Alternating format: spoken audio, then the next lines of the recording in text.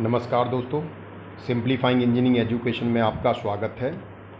मैं doctor Sonveer Singh, government polytechnic Jansath Muzaffarnagar से आज के सेशन में एनालॉग इलेक्ट्रॉनिक्स एवं इलेक्ट्रॉनिक्स कंपोनेंट एंड डिवाइस विषय के अंतर्गत हम अध्ययन करने वाले हैं ट्रांजिस्टर कैरेक्टरिस्टिक का, जिसमें आज के सेशन में हम कॉमन कलेक्टर कॉन्फ़िगरेशन के लिए कैरेक्टरिस्टिक का अध्ययन करेंगे। कॉमन कलेक्टर कॉन्फ़िगरेशन को हम एमीटर फॉलोअर भी कहते हैं। इससे पिछले सेशन में हमने कॉमन बेस कॉन्फ़िगरेशन और कॉमन एमीटर कॉन्फ़िगरेशंस के लिए अध्ययन किया था। तो now in today lecture we will discuss about the characteristics of common collector transistor और एमीटर फॉलोअर। जैसा कि हम पहले से जानते हैं कि ट्रांजिस्टर के लिए दो कैरेक्टरिस्टिक्स हम अध्ययन करते हैं, जिसमें पहला इनपुट कैरेक्टरिस्टिक्स और दूसरा है आउटपुट कैरेक्टरिस्टिक्स। इनपुट कैरेक्टरिस्टिक जब हम ड्रॉ करते हैं तो हम इनपुट पैरामीटर, जो इनपुट साइड में वोल्टेज और इनपुट साइड का करंट है, उन दोनों के बीच में वी कैरेक्टरिस्टिक ड्रॉ करते हैं, लेकिन आउटपुट वोल्टेज को हम कांस्टेंट रखते हैं। उसी तरह से आउटपुट कैरेक्टरिस्टिक जब हम ड्रॉ करते हैं तो आउटपुट कैरेक्टरिस्टिक को ड्रॉ करने के लिए हम आउटपुट पैरामीटर्स के बीच में कैरेक्टरिस्टिक ड्रॉ करते हैं, यानी आउटपुट का वोल्टेज और आउटपुट साइड की करंट्स, और उसके लिए इनपुट जो करंट है उसको हम कांस्टेंट रखते हैं। तो सेम, चाहे हम कॉमन एमीटर की बात करें, चाहे कॉमन बेस की करें, चाहे कॉमन कलेक्टर कॉन्फ़िगरेशन की बात करें, कैरेक्टरिस्टिक्स तीनों का एक ही तरीके से ड्रॉ होता है। इनपुट साइड के वोल्टेज को जब हम इनपुट साइड के वोल्टेज और करंट में कैरेक्टरिस्टिक ड्रॉ करें और आउटपुट का वोल्टेज कांस्टेंट रखें तो इनपुट कैरेक्टरिस्टिक होता है। जब हम आउटपुट पैरामीटर्स यानी आउटपुट वोल्टेज और आउटपुट करंट्स के बीच में हम कैरेक्टरिस्टिक ड्रॉ करें और इनपुट साइड की करंट कांस्टेंट रखें तो उस तरह की कैरेक्टरिस्टिक हम आउटपुट कैरेक्टरिस्टिक बोलते हैं। तो केवल कॉन्फ़िगरेशन बदलने पर वोल्टेज का जो सिंबॉलिकल रिप्रेजेंटेशन है, इनपुट में हम किसके बीच में वोल्टेज ले रहे हैं, वो केवल चेंज होता है, बाकी कैरेक्टरिस्टिक वही रहता है। तो केवल अगर हम यहाँ बात करें कॉमन कलेक्टर के लिए, तो कॉमन कलेक्टर के केस में जो इनपुट वोल्टेज है वो BBC, बेस और कलेक्टर के बीच में लिया जाता है, जबकि कॉमन एमीटर के केस में हम बेस और एमीटर के बीच में लेते थे। तो दैट इज़ द चेंज कि हमें जो वोल्टेज मेज़र करना है बेस और कलेक्टर के बीच में करना है। इनपुट करंट जो है वो हमें बेस पर लेनी है, इनपुट करंट जो बेस है। तो इनपुट कैरेक्टरिस्टिक यानी कि हमारा जो हो गया वो VBC और IB के बीच में हो गया, जिसके लिए आउटपुट वोल्टेज जो है वो कांस्टेंट रहता है, यानी VEC हम कांस्टेंट रखेंगे, यानी voltage between the emitter and collector. Output side में करंट क्या होगा, IE करंट होगा, जबकि कॉमन एमीटर के केस में जो आउटपुट करंट होता था वो कॉमन कलेक्टर यानी कलेक्टर करंट होती थी, IC। तो this is the different parameter of input side and output side. तो ये पैरामीटर जब हम इनपुट कैरेक्टरिस्टिक ड्रॉ करेंगे तो इन दोनों के बीच में ड्रॉ करेंगे, और ये पैरामीटर हम कांस्टेंट रखेंगे, VEC। इसी तरह जब आउटपुट कैरेक्टर ड्रॉ करेंगे तो VEC और IE के बीच में करेंगे, जब हम IB को कांस्टेंट रखेंगे। तो इस तरह से हम कैरेक्टरिस्टिक ड्रॉ करते हैं। सर्किट अगर हम देखें कि क्या सर्किट कैसा होगा कैरेक्टरिस्टिक ड्रॉ करने के लिए, तो सेम सर्किट है। हम कॉमन कलेक्टर कॉन्फ़िगरेशन के लिए हम एक ट्रांजिस्टर लेते हैं। आप देखें ये this is collected in common collector configuration. आपका जो इनपुट है वो बेस और कलेक्टर के बीच में है, और जो आउटपुट वोल्टेज है वो एमीटर और कलेक्टर के बीच में लिया गया है। तो हमें जब इस कैरेक्टरिस्टिक को ड्रॉ करना है तो सर्किट में हमें क्या क्या मेज़र करना है, एक तो इनपुट की करंट मेज़र करनी है, इनपुट का वोल्टेज मेज़र करना है, आउटपुट की करंट मेज़र करनी है और आउटपुट का वोल्टेज मेज़र करना है।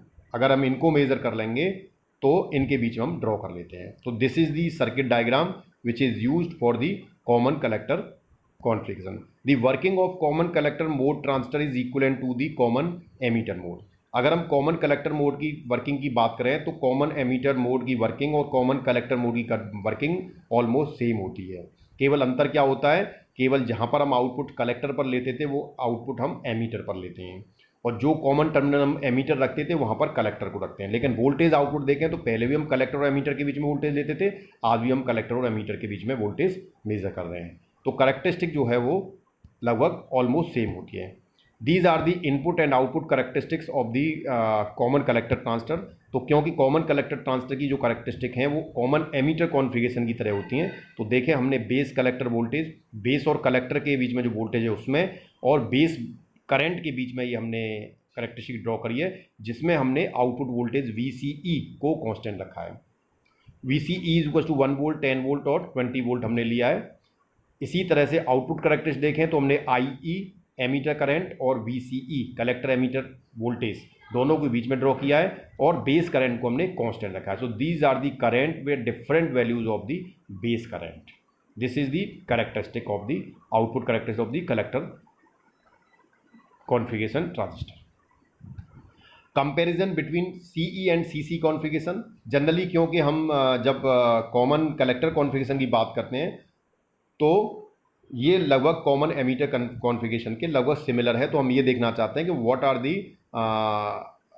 similarities into the common collector configuration. If we compare common collector circuit with common emitter mode transistor circuit, we know that in common emitter mode, अगर हम दोनों का कंपैरिजन कर रहे हैं तो हम ये जानते हैं कॉमन एमीटर मोड में आउटपुट जो है वो कलेक्टर टर्मिनल पर लिया जाता है, जबकि कॉमन कलेक्टर मोड में जो आउटपुट है वो एमीटर टर्मिनल पर लिया जाता है. That is why it is also called emitter follower, क्योंकि इसमें आउटपुट हम एमीटर पर ले रहे हैं. That's why it is called also called as a emitter follower. तो this is a one comparison कि एक में हम आउटपुट कलेक्टर टर्मिनल पर ले रहे हैं, दूसरे में आउटपुट हम एमीटर टर्मिनल पर ले रहे हैं. सेकंड क्या होता है, the important merit of common collector mode is that it has high input impedance and low output impedance. सबसे अच्छी जो कॉमन कलेक्टर कॉन्फ़िगरेशन की जो कैरेक्टरिस्टिक होती है कि इसका इनपुट इंपीडेंस तो बहुत ज़्यादा होता है और आउटपुट इंपीडेंस बहुत लो होता है. Due to this merit it is used for impedance matching and buffer stage circuits. इसीलिए हम common collector configuration generally impedance matching के लिए यूज करते हैं, क्योंकि इसका इनपुट साइड का इंपीडेंस हाई है लेकिन आउटपुट साइड का इंपीडेंस बहुत लो होता है. That's why we can use it for the impedance matching और बफर स्टेज सर्किट्स के लिए हम इसे यूज कर सकते हैं. Then we'll study the current amplification factor. Current amplification factor is defined as the ratio of small change in emitter current to small change in base current. यानी जो current amplification factor है that is the ratio of small change in emitter current with respect to small change in collector current. तो this is the current amplification factor. तो gamma is equal to delta IE over delta IC, sorry it's base current delta IB, तो delta IE over delta IB. तो emitter current और base current, तो emitter current और base current का जो change है उसका अगर रेशियो ले तो that will give you the current amplification factor. तो we know that delta IB हम जानते हैं already, delta IB is nothing is delta IE minus IC, क्योंकि हमें पता है कि IE जो होता है वो IB प्लस IC होता है. तो जब हम IB निकालेंगे तो वो IE माइनस IC होगा, तो डेल्टा IB जो है वो delta IE minus delta IC होगा. तो वो जो हमने करंट इक्वेशंस पढ़ी थी ट्रांसफर के अंदर वो सेम इक्वेशन है, ये उसी से ड्राइव की हुई है. Substituting the above equation 1 we get, अगर हम डेल्टा IB की वैल्यू को करंट एम्पलीफिकेशन फैक्टर का जो हमने गामा निकाला है उसमें अगर हम पुट कर देते तो हमारे पास इक्वेशन आता है gamma is equal to delta IE over delta IB की हमने पुट दिया delta IE minus delta IC. यहाँ से हमने डेल्टा IC को कॉमन ले लिया, तो यहाँ पर delta IE over delta IC minus 1 और डेल्टा IC इसके नीचे आ गया. यानी एक तरह से हम ये कह सकते हैं कि हमने दोनों न्यूमरेटर और डिनोमिनेटर को we are divide numerator and denominator of current amplification factor by the delta IC. Delta IC से एक तरह से डिवाइड कर दिया, या आप कहें यहाँ से हमने कॉमन ले लिया तो भी यही टर्म मिलेगा आपको. Because delta IE over delta IC जो हमारे पास होता है वो 1 अपॉन अल्फा होता है, तो हम delta IE over delta IC की वैल्यू को यहाँ पर पुट कर देते हैं. तो ये हम कर देंगे gamma is equal to 1 upon alpha, delta IE over delta IC की वैल्यू पुट कर दी 1 अपॉन अल्फा माइनस 1, तो 1 upon alpha upon 1 minus alpha upon alpha. तो ये हमारे पास का 1 अपॉन 1 माइनस अल्फा. तो हम देखें कॉमन कलेक्टर कॉन्फ़िगरेशन के केस में जो करंट एम्पलीफिकेशन फैक्टर है वो 1 अपॉन 1 माइनस अल्फा होता है. गामा की वैल्यू जो है 1 upon 1 minus alpha is equal to beta plus 1. तो gamma is equal to beta plus 1. तो गामा कितना हो गया, बीटा प्लस 1 हो गया, क्योंकि हमने क्योंकि हमें पता है 1 upon 1 minus alpha beta plus 1, ये ऑलरेडी हम पिछले लेक्चर्स में सेशन में डिस्कस कर चुके हैं. तो गामा की वैल्यू जो है वो बीटा प्लस 1 हो जाएगी. तो this is the difference relation between the gamma and beta. Comparison of different configurations. अब हमने क्योंकि तीनों कॉन्फ़िगरेशन का अध्ययन कर लिया है, now we want to study the comparison between the different configurations. के तीनों कॉन्फ़िगरेशन को अगर हम एट अ ग्लांस अगर देखना चाहें तो उसमें क्या डिफरेंसेस होते हैं तो हम वो देखेंगे. तो पहला हम देखें characteristic. Input dynamic resistance RI